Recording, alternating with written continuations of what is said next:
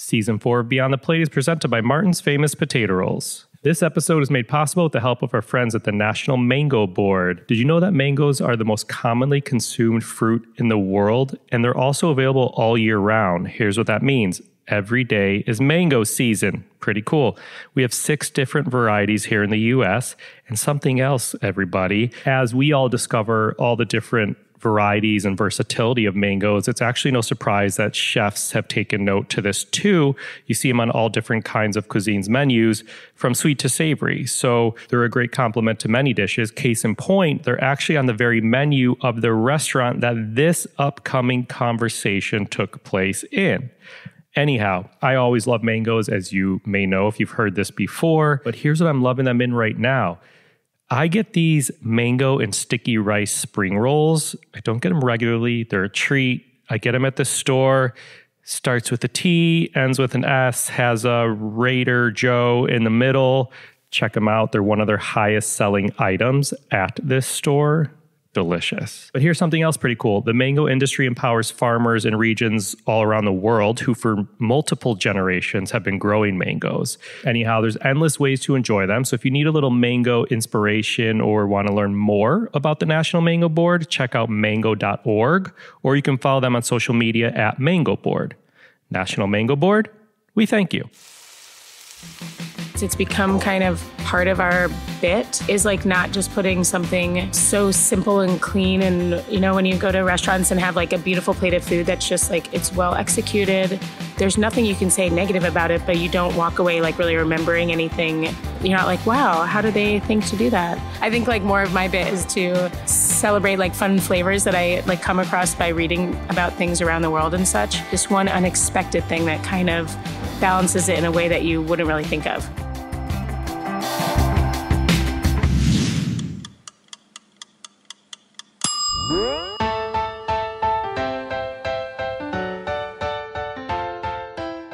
Welcome to Beyond the Plate, a podcast where we sit down with the world's culinary elite to explore their journey with food and their passion for giving back. I'm Cappy, and in this week's episode, we sat with Chef Stephanie Izard. Stephanie is one of the hardest working chefs that we know, and many other chefs will say that about Steph. We get into that in this episode.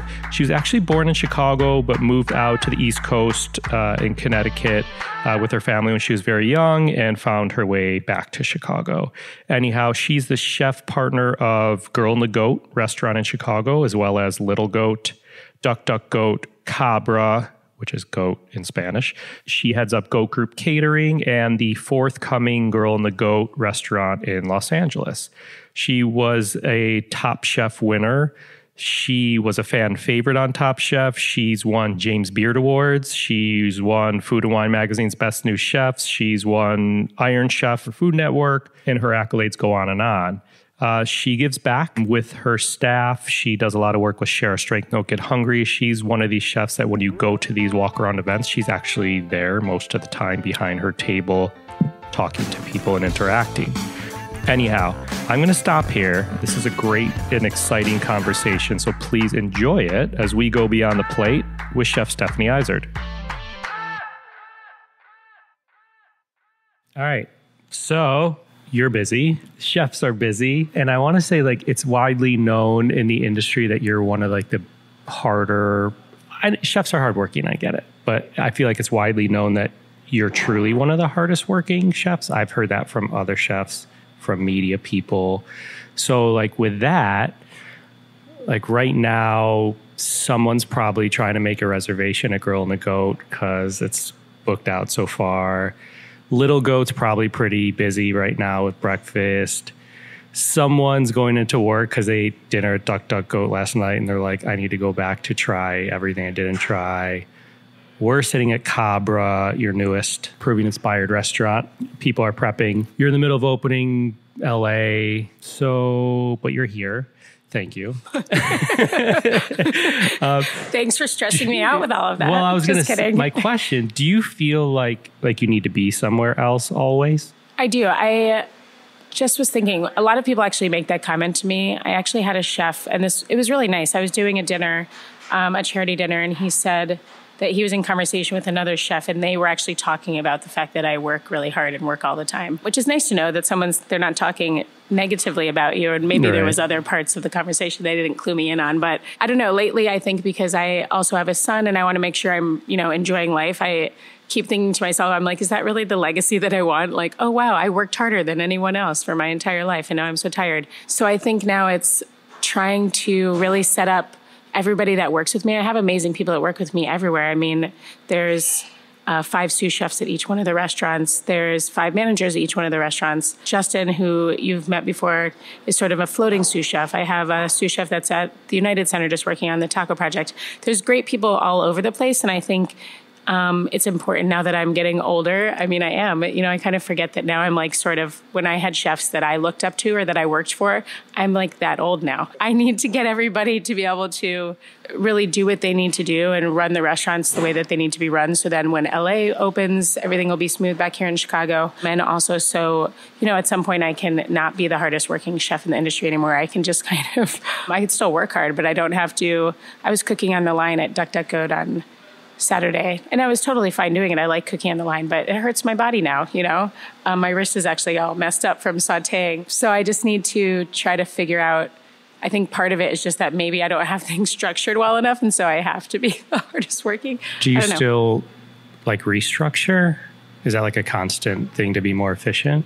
Yeah, I think it's, the powers that be in Boca Land, Boca's the restaurant group I work for, of course, they keep talking about layers, like layers in an onion. Like I need to have better layers that work in my little goat world to make sure that everything's supported. And I don't know, they think I should be out gallivanting around and skipping around town and just having a jolly old time while all these layers are taking care of things, I guess, which is never going to be how I am. But yeah, it's really hard, I think, when you're growing. And I remember talking to some chefs when I was opening my second restaurant saying that opening number 2 was really hard. And then once you got to 3 and 4, it actually just got easier and easier. I've heard that. And for a minute, I kind of got it because I thought, all right, well, if you can't be everywhere, then you kind of don't need to be anywhere, is one way you could look at it. Yeah. If I can't be a DuckDuckGoat, the people at Little Goat could think I'm there and I could just be, out shopping. But I don't like shopping. Yeah. So yeah, this is interesting. I usually I haven't done it in a while because people take it one way or the other, I feel like. But the legacy, I often end with a legacy question. Like, what do you want your legacy to be? But you actually brought that up as a response to one of the first questions. So if you don't want, let's start with I was trying to just shorten the whole interview. All right, done. Let's finish. So what would you want your legacy to be? Like, if it's not, Stephanie was the hardest working chef, which, is a good thing at the end of the day. But what would you want people to know you as for? I don't know. I think I'm still trying to figure that out, which is, I guess, maybe why I'm not 100% ready not to be here all the time. I feel like I still don't quite understand myself as a chef, or maybe I always am looking at other chefs and comparing myself and thinking, not looking at the successes that I have, but maybe looking at the things that I am not successful at and feel like more important that I need to fill those holes instead of just continuing to work on the things that I'm good at. I don't know. This is going to be like a deep thoughts thing for me. I'm going to walk away from this chat and really feel like you've helped me mentally. The first one I did with Rachel, she thought it was going to be like, what's your favorite color? And we walked away. She's like, Jesus Christ, Cappy, that was like therapy. I feel like her favorite color is red. No, that's interesting. That's interesting. But I feel like that's a good way to look at it. I asked Thomas Keller about perfection. He's like, well, if something's perfect, what else do you have to do? He's like, we're always striving for. Right. I mean, he's much closer to perfection than anybody else. It depends, I guess, I suppose. Yeah. Okay. So along the legacy front, if I were to ask a sous chef, we could take Justin or any of them, 3 words that they would use to describe you. What 3 words do you think they would use? I almost grabbed this I know. gentleman. I feel like we should ask Justin what he thinks of me. I'm kind of curious what other people think of me, actually. I feel like lately, because Justin! I could text him to come over here. I feel like lately, because I've been so stressed with everything that's going on, I hope that a new word for me isn't grumpy. But I feel like it kind of could be. I mean, they probably would say hardworking too, just because I'm always around. I don't know. I hope they say I'm fun because I used to be at one point. Back in the day when I had one restaurant. Yeah. I remember my CDC here, Jeremy, when he was still at Little Goat, I can't remember the exact verbiage he used, but he complimented once. We were working on a special or something, and he said something like, he like put something in. I was like, oh, all it needs is this. And it was like this one little ingredient addition it needed. It pulled it all together. It was kind of just and he was like, I want to get in your brain sometime and understand like how you just can think of the perfect thing that is going to make it work. And I just remember that moment that was like the nicest thing any of my sous chefs had ever said to me, that he kind of saw my style and kind of understood it a little bit and appreciated it. So yeah, that's cool. And hi, Justin. Hi. Do you mind if I put you on the spot? He's asking me if he was to ask one of my sous chefs like 3 words to describe me, what words it would be. And I said, well, lately I've been really stressed, so I'm hoping it's not just grumpy. But I couldn't think of how you guys would describe me. If we were having a drink at a bar and I said, what 3 words would you use to describe Steph? What would you say? It's an adjective, dancing. Dancing? Okay, good. Yeah. And 2 more. That's funny. I'm just trying to think of all the fun things. So it's like, at least he's thinking of the fun side. Do you think that would fun be one of the 3 words to describe me, or it used to be? No, it still is. How about like if I said, give me 1 word to describe Steph in the kitchen without getting fired? I'm just kidding. It's hard, right? In the kitchen, I know. You're like, I don't know. She's just there. Yeah, always there. Oh, that's there. good. That's good. That's good. I like it. All right. You're off the hook. You're off the hook. Dancing, fun, and always there. Dancing, fun, and always there. She's so fun. She's always there dancing. Let's turn it into a sentence. Justin's a pretty good dancer, too. He used to travel around with me to do different events around the country. And there's always these chef after parties and things like that. And he has some sweet dance moves he used to bust out. Amazing. Dances, Thanks, dude. Yeah, thank you. Good to see you. See you too. All right. You grew up in Connecticut? Yeah, I was born in Chicago, but grew up in Connecticut. You were? Yeah. I don't know if I knew that. I was born at Evanston Hospital. So was I. You were? Yes. I was born way before. What year were you born in? 80. Okay, 1976, Evanston Hospital. There's a great hot dog stand right there. Not that we would have gone when we were like a week old, but anyway. It's called Mustard's Last Stand. And oh, nice. It's delicious. I mean, my relatives still live in Evanston and like all different parts of Winnetka, things like that in the suburbs. My mom grew up in the North Shore. My dad grew up in the city. And so my whole family's from Chicago. And then my dad got transferred. He was working for the Tribune and got transferred to New York for some reason. On my first birthday, we moved to Connecticut. And then he changed jobs. We never moved back. Huh. I did not know that. Yep. So I'm a Chicagoan. I just kind of left for a while and came back when I was 21. What did he do for the Tribune? He was in marketing and ad sales. My grandfather was the president of the Chicago Tribune, but this was like, my dad had the job kind of separate from that. I don't know, just happened to be working there too. Interesting. But yeah, a whole Tribune, a whole Chicago family. Yeah, I love it. How would you describe like your house as a kid, like growing up? I'm like now, it's actually not that messy. I was just going to say messy, but I've been very like overly hyper-focused on cleaning up Ernie's puzzles and such. Only to have him destroy them Right. again. Next playtime.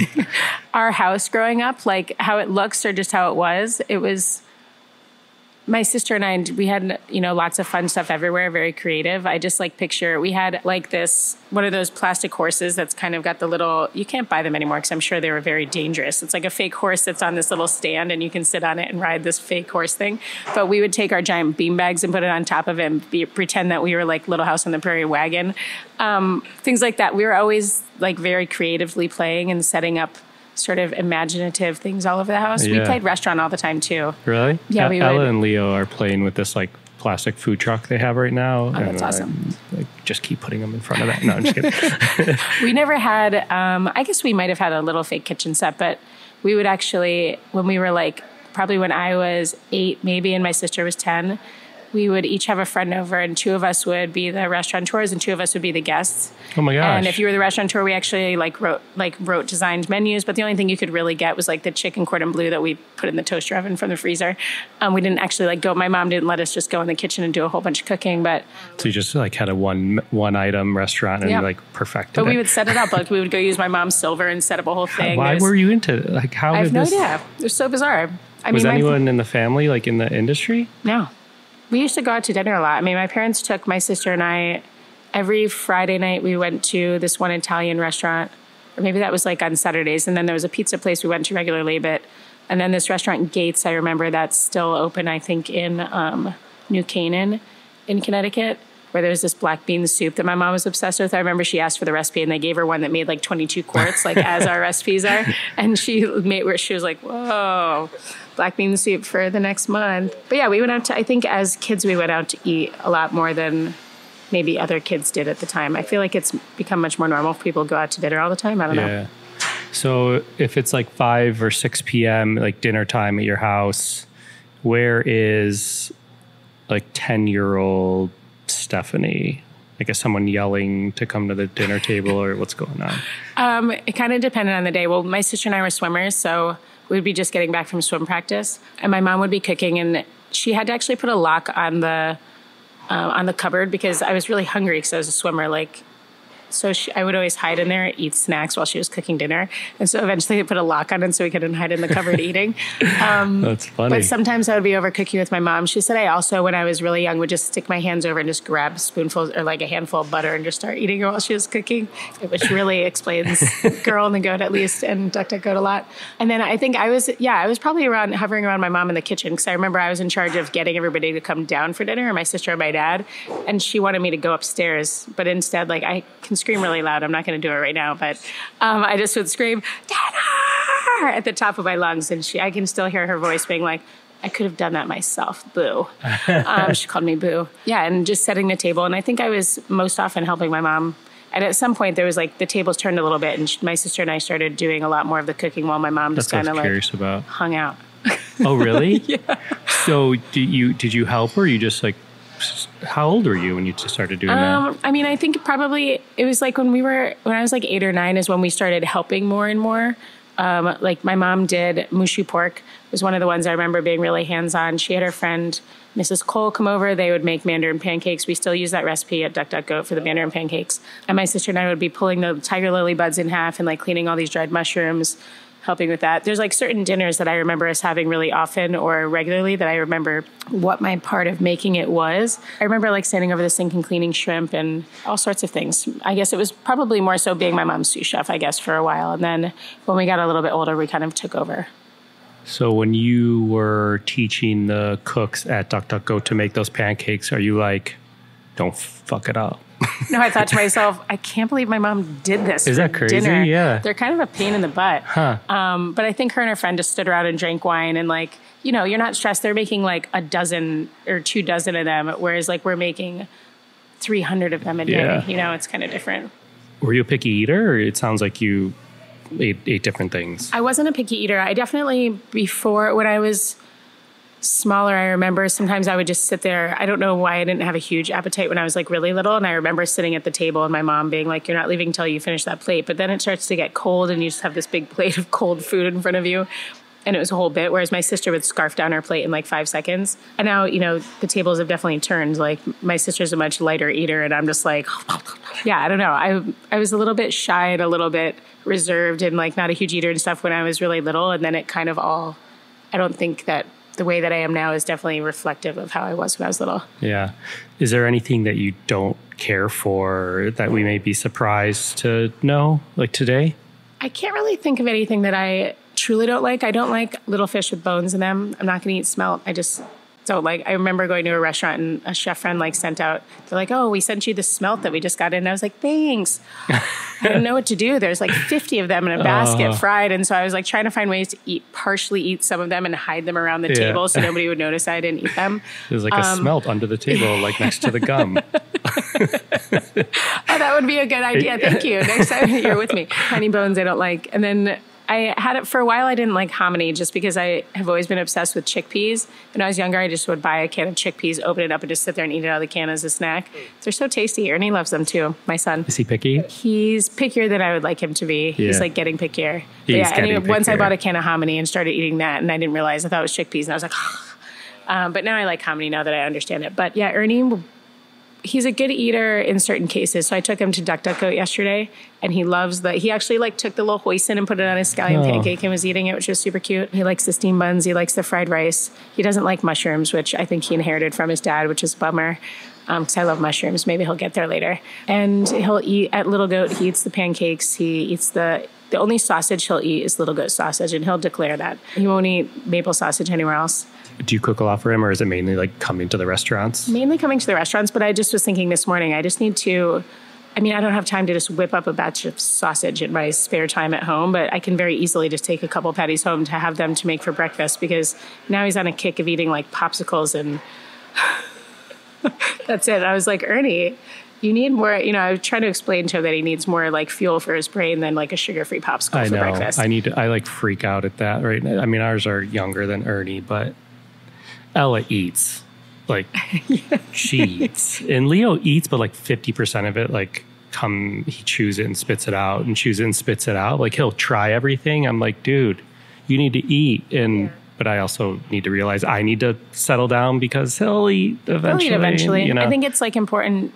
I think Ernie does the best. He actually eats better when he's eating with his babysitters, because he probably knows that if he just like freaks out, I'll just give him a popsicle and be like, whatever. Whereas like his babysitter, Ellen, is not going to give him a popsicle. She's just going to give him dinner. And like he'll go and sit around the table with her family, and he eats mashed potatoes and eats like meatloaf and like eats whatever her mom makes for dinner, because I think he's sitting around a whole family eating that for dinner. So yeah, it just kind of just depends on his mood and the situation. So hopefully he'll just kind of snap out of it. I don't know. But some nights I put like 5 different dinners in front of him until then he's just like eats a bowl of Cheerios. And I'm like, all right, winning. What was your first real job in the food world? I worked at the Olive Garden.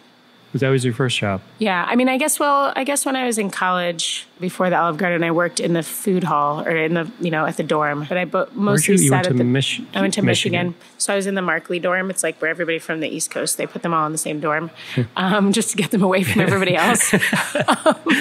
And I was like stationed at the door to stop people from taking things out of like the food hall. I'm like, I'm not going to tell a football player he can't take whatever he wants. I don't care. Of course, people can take apples. Like, I didn't care. And then on the weekends, I would be back in the kitchen there, which I just remember wearing like a little hairnet over my hair and like just replenishing some of the food. And I think I thought it was really fun to like be replenishing the buffet and things like that. But I don't think there was a lot of cooking involved. I think it was like mixing some things. And then I worked at the Olive Garden while I was in college. Is there a dish you ate at Olive Garden that... I'm probably gained like 50 pounds eating the breadsticks. Oh, yeah. Then like, they started having the servers have to like buy breadsticks. Like you would take like 2 dozen breadsticks off your paycheck, and then you had to like count down how many you ate. You know what I mean? You'd be like, hey, like, Sue, do you have an extra breadstick on your thing? Can I eat it? Okay, thanks. Oh my God, it was like the whole bit, because otherwise, when it was a little slower, everybody just stood back there and ate all the breadsticks. But the hosts also like make the salad there. So I was plating all the salads when I first started, and they have a picture and like actually measure, and it's exactly like 2 croutons per person, 1 slice of tomato per person, 1 pepperoni. It's very controlled and interesting. It's like things I still remember. Do you use any of that today still, to an extent? I think portion control is something that I didn't want to have to be as thorough on, but then like you realize, oh, okay, food cost is a thing. And just because you show somebody they should put about this much in doesn't mean they're going to. So we definitely have gotten much tighter on actually measuring things. You'll see our cooks like pull out things in little portion bags or use portion size scoops on the line. And it kind of takes a little bit of, you feel like it takes a little artistry out of it, but at the same time, trying to have consistent product. I was at Girl and the Goat expediting on like 2 nights ago. It was super busy for like this 1 hour of time. I thought I was going to like lose my mind. I'm like holding a stack of 50 tickets in my hand. All this craziness is happening. It was just one of those kind of nights. And this one station in particular was just super busy. And I could tell that this one dish, our goat satays, just weren't looking as nice as they did during tasting, because they were putting up like 25 of them. And I just was thinking to myself, I was like, gosh, being a chef is like you're watching people take your art, or your creativity, and kind of just like put it out like crap sometimes, you know? And it's a terrible, terrible feeling. And so it's like our job to figure out how we can stop that from happening and make sure that the guest gets the original idea. So I don't know. So portion control part of it, but then it's just... Did you do anything at that point during service? Yeah, you know, it's just going over and making sure that, let's say like one comes up just not looking quite right. No matter how busy we are, it doesn't matter. I'd rather people wait 5 extra minutes for a new one. So I just, you know, grabbed one at Satay's. I was like, come on, you guys. Like, I know that you can do better than this. Give it back. And they refire it. Just have to make sure that you never, ever have the mindset of that we're so busy, we're just going to put out whatever. And I would hope that that doesn't happen when I'm not there. Yeah. I was going to ask how do your restaurants stay consistent? And that's a good example. But don't you, like before service, don't you do a tasting of like all your sauces, or is it like of every everything. dish? Yeah, it depends on which restaurant. So Girl on the Goat, we've tasted every dish every day since the day we opened. So, I mean, this is why I have to go to the gym every day. And why even though I go to the gym every day, I still don't have like a killer, you know, model body. We put up one of every dish every day. And it's like crazy how something like the green beans, we still like have to work on the consistency of a dish that's been on the menu for 9.5 years. It's like so frustrating. So frustrating.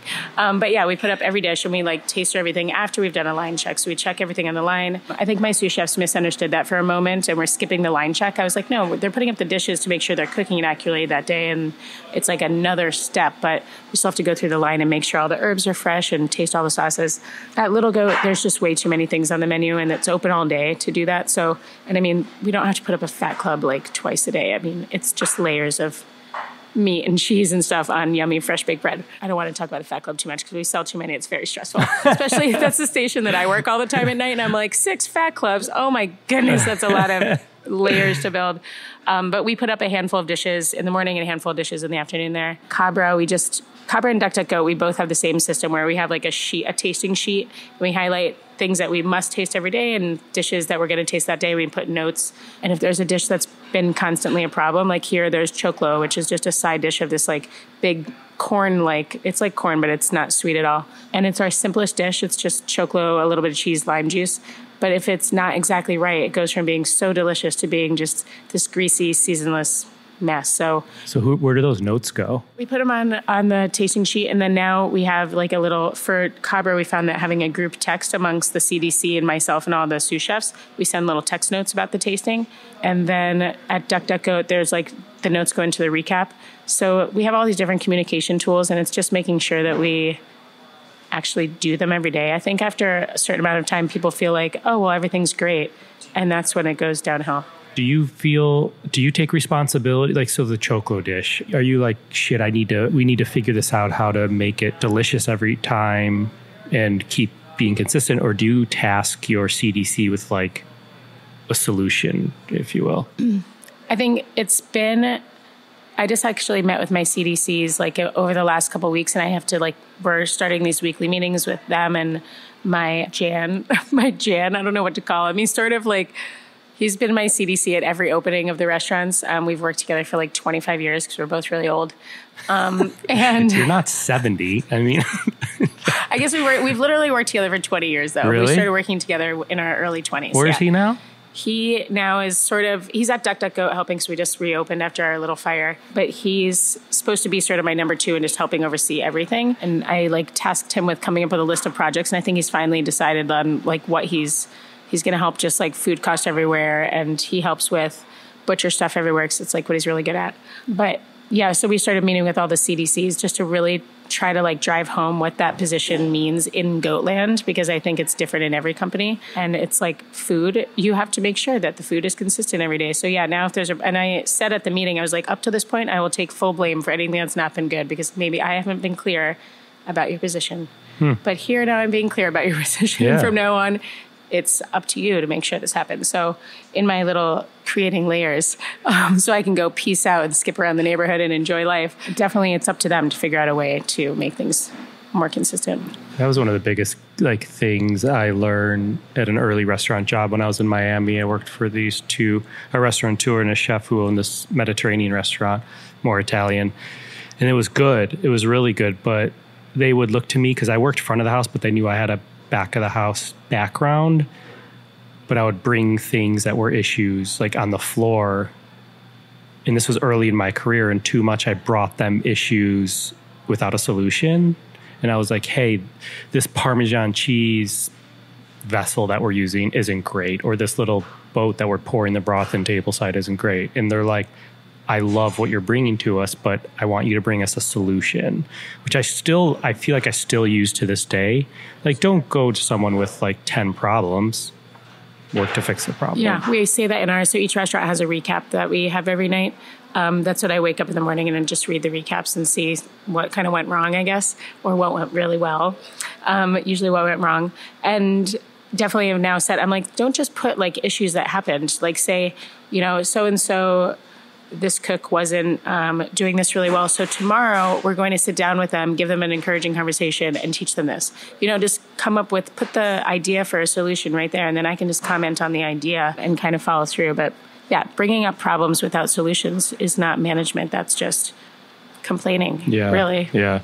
So you mentioned Boca, your restaurants are part of Boca Restaurant Group, which has a lot of restaurants in the city, but Girl and the Goat was one of the early ones. So I'm sure there's like positives and negatives of that. So I'm curious what's hard about being part of like a biggest restaurant group for you. And also on the flip side, like what's great about that? I think for a long time, I was kind of pushing back against it and didn't want to be part of a restaurant group. And Rob and Kevin would totally agree with me. And I think they did not like me as much during that period of time. They're like, what did we do? They're like, God, she's so annoying. I think that the goat restaurants still do, what's to say, like march to the beat of our own drum a little bit compared to some of the other Boca restaurants. But if you look at it, all of the restaurants, each chef's restaurants do that. Like Jimmy Papadopoulos' restaurant is Jimmy Papadopoulos style. Giuseppe's restaurants are Giuseppe's. Chris Pandel's restaurants are run his way. So we each of our part of the restaurant group has a little bit different feel based on the chef, which is really cool. But now a good thing is like Boca's trying to, Rob and Kevin have like a few new people they've assigned as like the CFO and the whatever C something O. There's like 3 people with different C and an O and there's a different letter in the middle. Chief blank officers. Chief officers of different portions. There's 3 of them that they just announced last week that are pretty much, running Boca Restaurant Group, not for them, but like with them. And we have these monthly meetings called Table Talk where all the restaurants come together. And for a little while, for the first like few months of them, it was mostly just focused on the finances of the restaurants. And amongst the chefs, we were talking to the CO people of what we really wanted to get out of these meetings. And just last week, we had a meeting where Gene Cato from Momotaro got up and he actually started talking about how they control their food costs because they've been having a really great food cost. And for a restaurant that serves a lot of fish like that, it's very impressive, their food cost. I jokingly was like, well, it's just really expensive. But when they actually broke down the menu and I was looking, it's not overpriced. It's, it's priced accordingly to what it should be. But there's just some really smart dishes on the menu. There's a bowl of rice that has a lot of the pieces of fish that are left over, like beautifully put on there with some fun garnishes over the top. So the guest is going to have this delicious bowl of rice with yummy fish on top, not realize that they're really eating fish scraps and saving the food cost. And his like 20-minute spiel about their food costs and all the different practices that they do was like the most useful like 20 minutes I've spent in a meeting in a long time. And I left there, I was like taking notes and I left all energized and came back. I was like, you guys. And I went in the cooler at Little Goat and I was like, look at those low Stroud scraps. And we made this special for this weekend using all these yummy low Stroud scraps. That's super cool. Yeah, it was really useful. I was like, thank you. Like, that's what I wanted to get out of those meetings. I want to know what awesome practices are being done in the other Boca restaurants that apply to me. So sometimes there might be things that happen at Momotaro that I can't possibly, it doesn't apply to what happens at Little Goat, but that applies everywhere. So I think that the CO chief people are really taking a lot of pride in trying to make Boca Restaurant Group just better as a whole and sort of be able to lean on each other and work as a really great restaurant group. So that's making it a huge positive. I don't know. I mean, negatives, it's like sometimes people maybe don't want to work. They're like, I don't want to work for a large restaurant group. But I don't think working at any of the goat restaurants, you feel like you're part of a large restaurant group because it's still, more of a personal, like smaller type feel, I think. Yeah. I don't know if I know this, did they like come to you and seek you out or was it mutual? How did that How did we find each other? I was actually eating at Boca. It was after I found out I was going to the finals for Top Chef, but I had like 5 months before we filmed the finale. So I just had nothing better to do besides just go around and eat and stuff. So my friend Jessie Olarosa, who owns Black Dog Gelato, she and I were at Boca Restaurant just having dinner, and Rob and Kevin came over to the table to say hi. And they're like, do you want to come next door to have a drink? They're very Rico Suave, I always say. And I was like, yeah. So Jessie and I went over there, and they just kind of asked if I would want to do a restaurant with them. And it was this whole back and forth thing for a little while. I said no at first because I was working on a restaurant with another friend of mine. But that project kind of moved to the point where we were getting our lawyers and moving forward with a space. And I started thinking, shoot, I'm like the one that knows more about owning a restaurant in this duo, because I had owned my own restaurant before meeting Rob and Kevin. And I thought, I think it was like the best decision. I have one of those weird, quick things that clicked. I was like, I need to be with people that actually know more about being a restaurateur than I do. Smart. So I can just do my piece of it. And so, yeah, I like ended that and just went back to Rob and Kevin. I was like, yeah, let's do it. That's cool. Very cool. In terms of like you taking risks or risks in the kitchen, how important do you think it is to take risks? I feel like now with me and in my restaurants, it's become kind of part of our bit, is like not just putting something so simple and clean. And, you know, when you go to restaurants and have like a beautiful plate of food that's just like, it's well executed, there's nothing you can say negative about it, but you don't walk away like really remembering anything. You're not like, wow, how did they think to do that? And there's nothing wrong with that. Like I probably can't execute some things as well as like many chefs that just have beautiful flavored food. And maybe to cover up my lack of being able to cook things perfectly. No, I'm just kidding. I think like more of my bit is to celebrate like fun flavors that I like come across by reading about things around the world and such, taking influences like that and kind of putting unique sort of pops of flavor that might be unexpected. Like something, that's what I think. I was mentioning how Jeremy mentioned, he's like, how do you always know to put that one thing? It's kind of this one unexpected thing that kind of balances it in a way that you wouldn't really think of. I think that's just become sort of the way that my brain works. And now I think when I'm making new dishes for the restaurant, I kind of think what kind of makes it a little bit different and what kind of makes it fit into that. And sometimes mold. Like that, does that not work? Sometimes you add something, you're like, ugh. Yeah. What did I eat? I feel like that happened I can't remember what I put in my mouth. Like it was like last week or something. I think I was trying fish with something and I put, you put two things in your mouth thinking it's going to be good. And I was like, we're working on this omakase style tasting up here at Cabra that's going to be on Saturday. We're going to do like just some seatings at the ceviche bar, and me and my fish cutter, Robert, he loves talking about fish. He used to work at Momotaro. We're going to just do a little tasting menu. And I found these bags of cocoa nibs that I brought back from Meal in Peru. They were sitting in my box in the back. I forgot about them. And I still think I can turn them into something yummy to go with fish, but I just kind of like popped a piece of like fresh bonito in my mouth, which is a really intense fish, and then like threw some cocoa nibs in my mouth. And I was like, all right, that did not go as planned. Yeah. I definitely need to do something more with this. I was just trying to see if it was like that could spark an idea. Yeah. So you were a swimmer. Do you still swim a little bit, right? I swam this morning, yeah. Are you competitive in general? Oh, yeah. That's a word that people would probably use to describe me. If you remind them of that, I'm very competitive. I think, I still swim on a swim team, although now with Ernie, it's just like my time is not really allowing me to be as on the competitive side of swimming, so now I'm just doing it just to be in shape. But I think that because I was a competitive swimmer growing up and I always wanted to be in the Olympics and I didn't get to be. I just watched that movie Nadia again the other night. Yeah. Did you ever see the movie Nadia? I've seen it. It's like the world's first perfect 10. She got the first perfect 10 when she did the uneven bars at the Olympics in 1976 when I was born. I've watched that movie like 20 times and I hadn't watched it since I was little because we had it on beta. But I was like at home the other night for some odd reason. I was like, I'm going to look and see if I can find Nadia on Netflix, which of course I found it, or I think I had to buy it, I don't know, for like $2.99. And I watched it and I was like crying at the end because when she gets the perfect 10, because I just like have this whole thing where I just always wished I could be in the Olympics or like at the end of Pitch Perfect when they have that whole like, and it's just like, so it comes together. It's just so amazing. And I like get very emotional when people like do their best at things and like totally crush it. And I think that's just my competitive side. So I either want to be a competitive, like in the Olympics for swimming, or just like a performer of singing and win some sort of singing competition, I guess. But that makes me want to be good at this because this is what I do. Okay. So competition. 4+ crazy busy restaurants. I'm not going to go, well, maybe I'll go through some of your accolades. There's like a ton, but James Beard Awards, Food and Wine Best New Chef Award, Top Chef winner, Iron Chef winner. Did you ever want to give up? Yeah, and I'm very sad they're not doing Iron Chef battles anymore. I'm sad and happy at the same time. Sad because it was kind of cool, but happy because it was extremely stressful. And I remember at one of the last battles we did, I think it was like a tuna. It was either the tuna or the beef battle, but the beef one was really cool. It made this yummy beef ribeye ice cream that was delicious. Interesting. And I just did it for an event, and I was like, this really is delicious. I don't know if it can go on a menu though. It's like a strange dessert. But I just remember after the time ended, I leaned over and I was down and I started crying a little bit because one, I thought we lost, which we didn't. I never lost a battle. But just to make sure you know that. I have a follow-up question. But I was like, I don't want to do this anymore. I don't want to be an Iron Chef anymore. Because you just feel like as the Iron Chef, you're supposed to win, And that's why I remember when I went on Iron Chef, not as an Iron Chef when I was younger, it was me and my team, and we went against Michael Simon.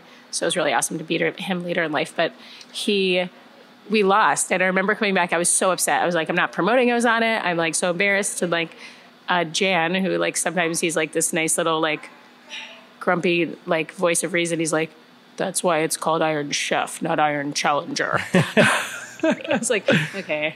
So you don't sound competitive. Okay. So these competition shows, do you get nervous going into them, or do you kind of know, they're competition shows, you're like, I need to freaking win this. Do you know you're going to kick ass? Or, you know what I mean? Do you go into Iron Chef and you're like, let's go? Yeah. No. What about Top Chef?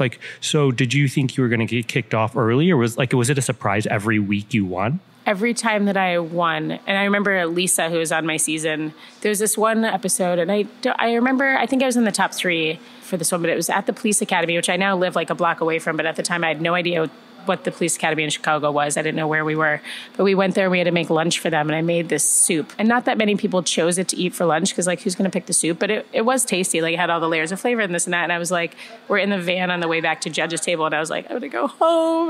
My soup is terrible. And Lisa's will you shut up? She's it was delicious. I tasted it. You always say this and then you always win. Just shut up. And I was oh, ouch. Do you think it's really bad, or is that your mechanism? I know people who it's not fishing for compliment. Well, you know what I mean? Some people say that because they want you to tell them that it's good. Some people I'm just going to go with the bad or the negative. So if it is positive, I'll be surprised. But did you really think it was bad? No, I really think it is. Yeah. It's when people, they're does this look terrible? And you're no, that looks awesome. You know what I mean? They just wanted you to say that. Right. So it's not that. You're no, this soup sucked. You thought it sucked. It's just, I doubt myself a lot. But yeah, going into, Top Chef for sure, every time, I just tried to make things that weren't gross so I wouldn't get sent home. But I was very surprised by the outcome. I'm all over the place. So if you doubt yourself and you're putting a new dish on the menu, how do you put a new dish on the menu if you're doubting it? Or by the time you put it on, are you okay, I feel good about it? It's kind of, it's so silly. So a girl on the go, if I'm putting a new dish on, I'll put it together. I'll taste it with my sous chefs. Now I'm actually comfortable enough with some of them that I want them to give comments and we'll talk about it. But I have to get very comfortable. If they say something negative, I don't get upset. Well, it depends, unless I think it's really good. And I'm and then I let it sink in and I'm they're right, we should do something like that. But then once it even gets to the point, and this always happens in a day, I don't spend a week working on a dish. I really should spend more time on these things. But I just kind of come in with an idea, we throw it together, we put it on, and it just throws everybody for a loop for a few days. But I'll put it in front of the servers and I'll just walk over. I'm all right, guys, here's, I don't know, here's the new walleye set. This is fried, there's some squash, here's these 3 sauces. And then I just walk away because I don't want to hear their comments. Because I'm that. And then I'm Cody, find out if they liked it or not. That's really funny. It's so ridiculous. After 10 years of having Girl on the Good open, that I'm that self-conscious. That's so funny. It's silly. What would you say is your biggest failure or hardest thing you've had to do in the industry? I'm in the industry, good. I don't know. People always say that it's a cop-out answer to be well, you just learn from your failures, so nothing's a failure. My first restaurant was fine. I sold it after a few years because I felt like I was failing at running a restaurant at such a young age, and I didn't really know what the heck I was doing. But if I hadn't done that, then I wouldn't have got on Top Chef, and then everything wouldn't have happened. So it's hard to be upset about that or anything. Who made you go on Top Chef? They called the restaurant. I was at Scylla, and I used to answer the phones in the morning and like firm reservations and stuff. So I answered the phone, and they were like, "Hey, this is Top Chef. Do you want to come in on Saturday?" And I had actually just sold my restaurant to Takashi. Like I had just gotten to the point where he was going to buy it. We were like doing all the paperwork, all this fun legal mumbo jumbo. And I was like, well, I got to work on Saturday. And they're like, did you just hear what we said? Like, just come down and have this interview. So I was like, fine. So I attended the interview. And then these two people from the Magical Elves, those are the producers, they came and hung out, and like we all went out to a bar together and had this really fun night. I had to pretend that they were like friends from LA, and it was just super fun. And I was like, oh, that was fun. Sure. Yeah. I don't know. It just kind of like seemed like it could be an interesting thing to do, I guess. And I just sold my restaurant. I wasn't going to have anything better to do. So that's interesting. Yeah. It was just, if the timing hadn't been just as it was, then I wouldn't have done it. I live right around the corner from that spot, and it would have been nice to be there. But I guess we wouldn't have had all of these new spots potentially. So is there a chef out there right now, maybe in Chicago or anywhere, that you like admire or have your eye on and say to yourself, like, wow, I really love their style, or I love what they're doing? I mean, I think there's lots of people in different ways. I think like Jason Vincent does I like how he's very casual, but not casual at the same time, like kind of in a way that I am. But he always has like some fun, crunchy thing to put on his dishes. And I love that too. Like we actually have this puffed rice that's on all of our menus now, but I learned it from him. I was at a Monteverde dinner and he puffed this black rice and I was like, what temperature did you do that at? I love this. And so we turned it into like furikake, and like we use it on all sorts of stuff. Like, thank you, Jason, for that one. I'm always looking for like a new crunchy, because I like things crunchy. I think it's like each time there's so many different chefs that have like, I'll enjoy their food like in general, but like one maybe like thing from them that like when I go to Haisu for dinner, I mean, there's just like a joint love of fish sauce, you know, like you can like drink a bottle of it when you go there for dinner, which is my favorite thing ever. By the way, so you did the recipe for Cook Tracks, and you did the pancake tasty kimchi. The tasty, eggy, yummy thingy. And you did the fish sauce. And it wound up being this like long bit where we like digressed into fish sauce. And I had these elaborate conversations with the producers, like, this is great information. Do we keep all this fish sauce talk in, or edit it and maybe move it to like a bonus? And like, because you just went off into like fish sauce land. And I was like, I love this, but someone may be standing there like waiting for the next step. Right. They're like, anyway, too much fish sauce. It was really funny. You can't have too much fish sauce though. It's a whole bit. So the crunchy thing, So I have you to thank for my wife. Every time we eat something that doesn't have a crunch, she like looks at me. She's like, it needs a crunch on top. I'm like, thanks, Steph. Well, you can just come and I'm trying to work on these crunchy toppings for my sauce and spice line, where it's just, I basically have to like build my own factory to puff rice. Oh, that's funny. It's very hard to like turn something into a bottle format that you make in a restaurant. I mean, especially like some of our crunchy toppings, but it's basically like these crunchy spice mixes that we make that are so delicious. I just want to figure out a way to share them with the world so that Katie doesn't get mad. You just grab it out of the cupboard and put it on top, and everybody's happy.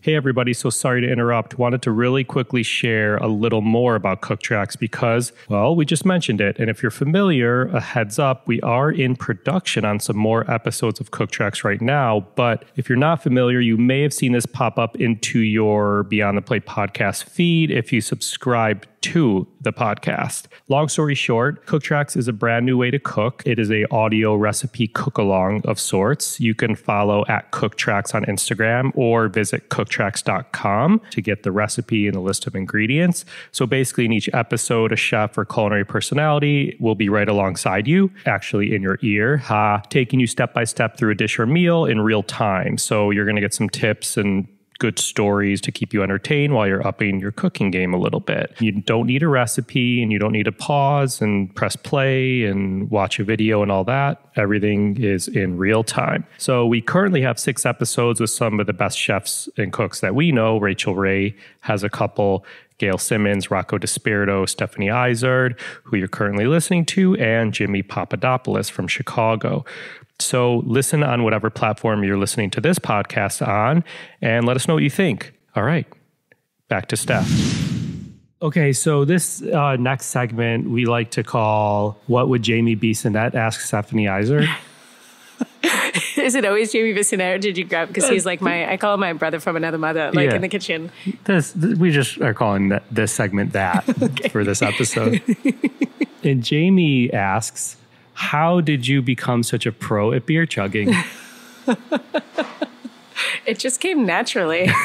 I was just talking about that. Someone asked me something that my parents were proud of or something like that. And if you go to my dad's house, I think he probably still has the picture sitting there, because I think it's like this awesome picture of him and my mom, and like their arms are up and they're like, it looks like I just won the Olympics, like they look that excited in this picture.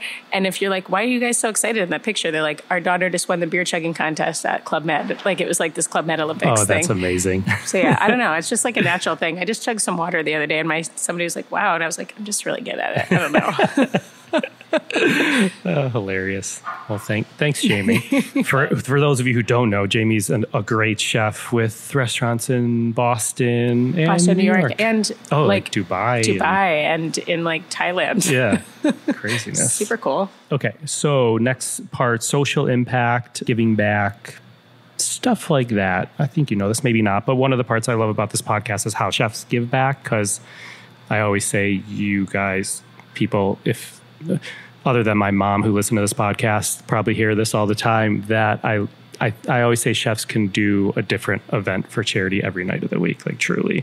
So why do you think chefs focus on, or have focused on that, on giving back or supporting causes? I think, for us, it's not that hard, and we can make a big impact. And we can help raise a lot of money by just cooking some food and just going and talking to people. So it's been made very easy by those walk-around events, which I didn't really realize that Share a Strength had kind of launched those, that they would started those events that we've all been to. I've never actually, I think I've only gone to one as a guest, where you walk around and you get little samplings of food and talk to all the chefs, and it's super fun party type of thing.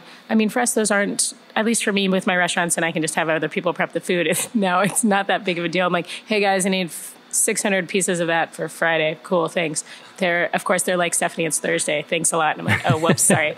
So I could be more organized about it. But I know back in the day when I had Scylla and I started getting asked to do these things, I didn't really understand the whole world yet. And I would say yes to every single one, because it was also a really good way to get my name out there. And I think that that's sort of like the duo thing. It's like when events ask us to do their events, they always give some sort of thing. They're like, this many people are going to be there and going to see this, and try to tempt you by that. So I think there ends up being like a dual purpose where you're like, oh, that's great for my restaurants, but now I also get to give back. And now I think that I understand it all a little bit more, and I've sort of learned more. Now I want to understand where the money's going and sort of see what impact it's making and understand the charitable side of it more. And it's less about, I don't think Girl and the Goat's going to necessarily get a huge impact of new reservations after I do an event. That's not why I'm doing it anymore. It's more like, oh, I can really help with Share a Strength. No Kid Hungry is a great organization that myself and many chefs are super proud to be part of. And it's also a really well-organized organization. So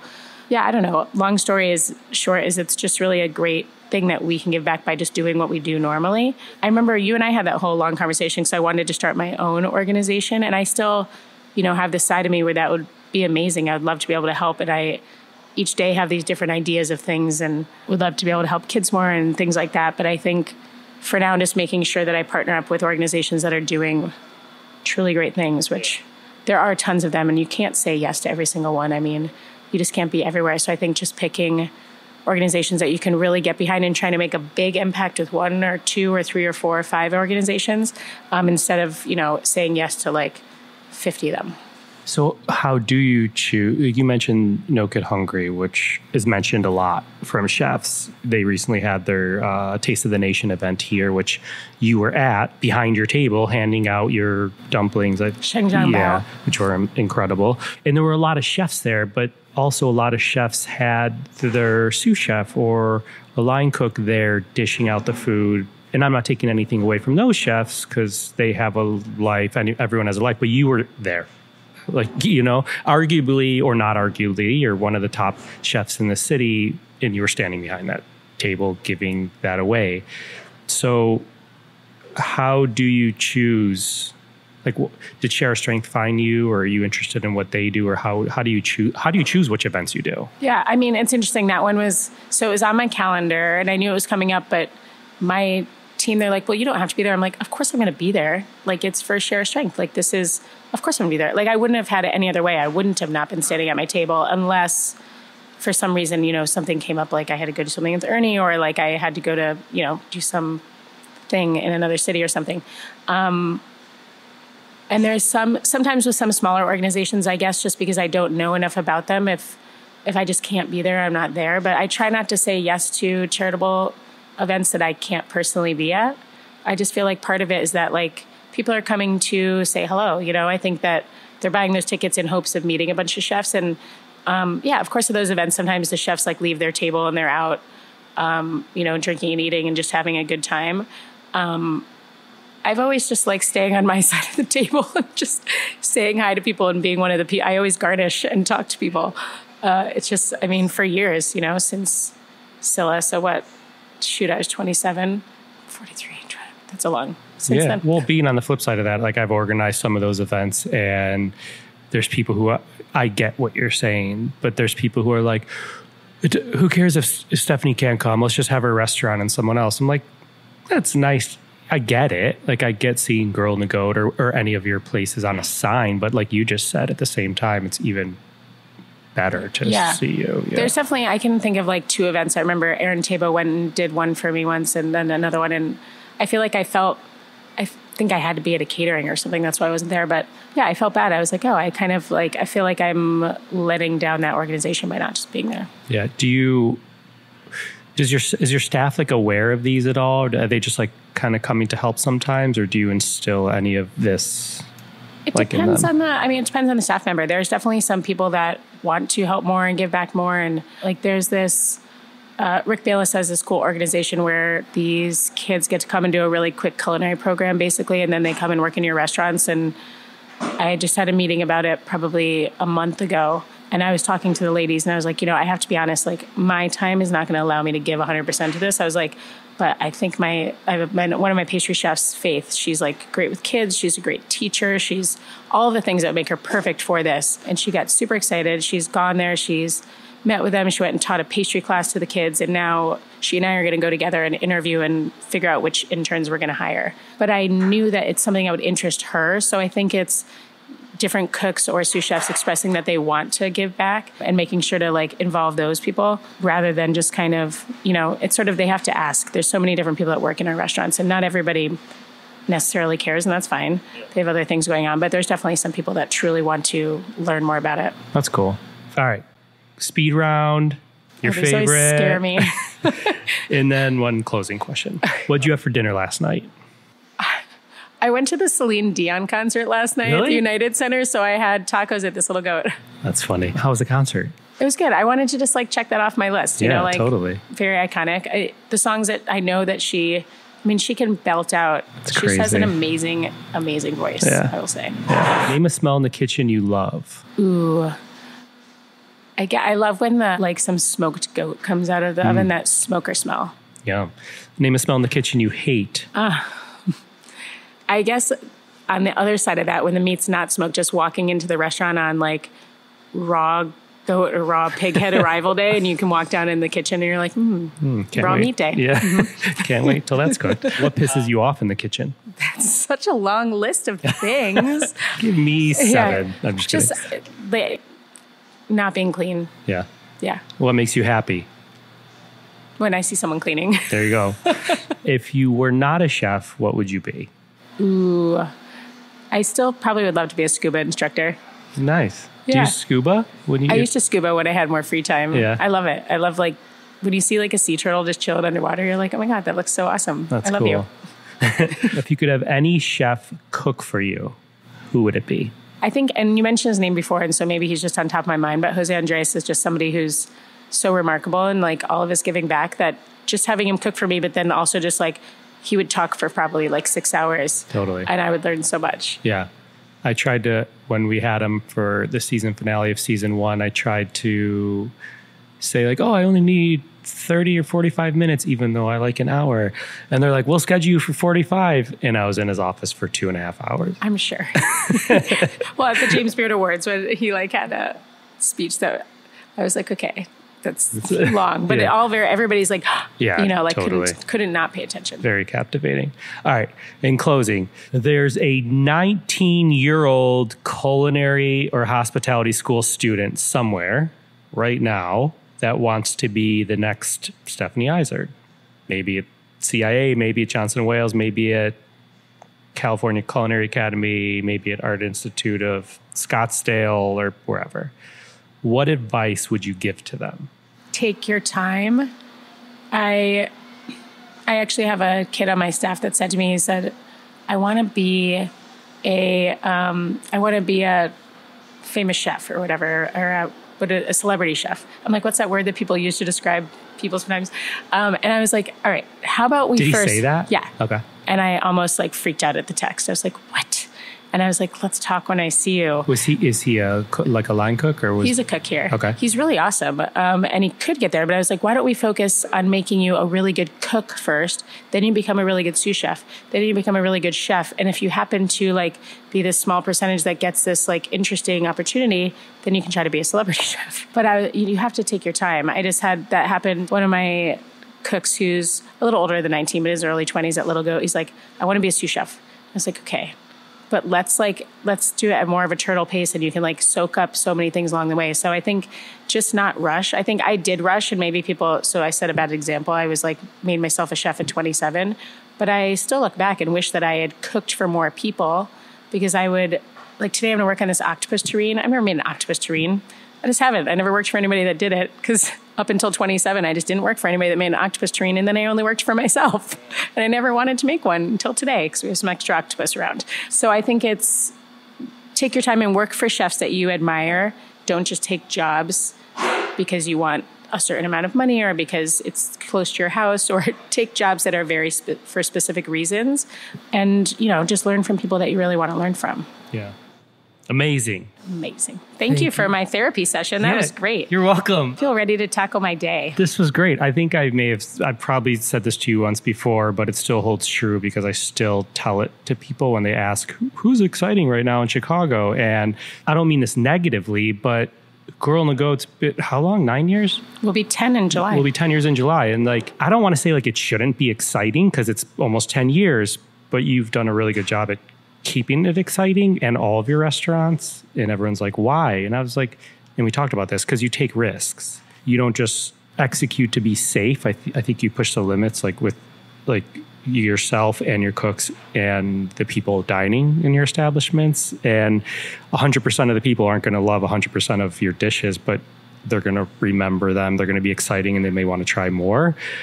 So as I said, I think I mentioned this to you before, but thanks for keeping Chicago food exciting. Oh, thank you. A short quote on picking a business partner before the opening of one of her early restaurants, Girl on the Go. Quote, I need to be with people that know more about being a restaurateur than I do. End quote. Thought that was really important because I remember when I worked in a restaurant in Los Angeles, the executive chef there always said he needs to surround himself by people that are just as good or better than him. Anyhow, thanks again to Chef Stephanie Izard. Find more on her at stephanieizard.com. Find me and keep up to date with this podcast across all social media platforms at On Cappy's Plate or go to beyondtheplatepodcast.com. Beyond the Plate is on Twitter at BT Plate Podcast and Facebook. This episode is made possible with the help of our friends at Martin's Famous Potato Rolls. Martin's was founded in the heart of Pennsylvania Dutch country in 1955, and they are the #1 branded hamburger bun in America. As I always like to say, they can make almost any burger taste better. What am I loving these days about Martin's? Something that I talked about on an earlier season, the inside out grilled cheese. Take one of their rolls, flip it inside out, butter, or here's a tip, use mayo on the cut halves, and then put those cut halves side down in a skillet and put the cheese on there. Really, really good. Anyhow, here's what I also love about Martin's. Their mission encompasses more than just baking great bread and buns and rolls. They believe in giving back to their community, and they do it in a big way. Through volunteering time and donating resources, they support literally hundreds of charitable organizations, such as food banks, after-school programs, disaster relief efforts, and others that provide sustenance and comfort to people in need, close to their baking facilities and abroad. So to learn more about Martin's, visit their website at potatorolls.com or follow them on social media at Potato Rolls. Martins, we thank you. This episode was produced by myself along with Ian Cohen, Joel Eaton, and Shant Petrosian. A thank you to Tom Osborne. Our music has been composed by Goldford. As always, a special shout out to my wife, Katie. Please rate, review, and or subscribe to this podcast on your listening site of choice.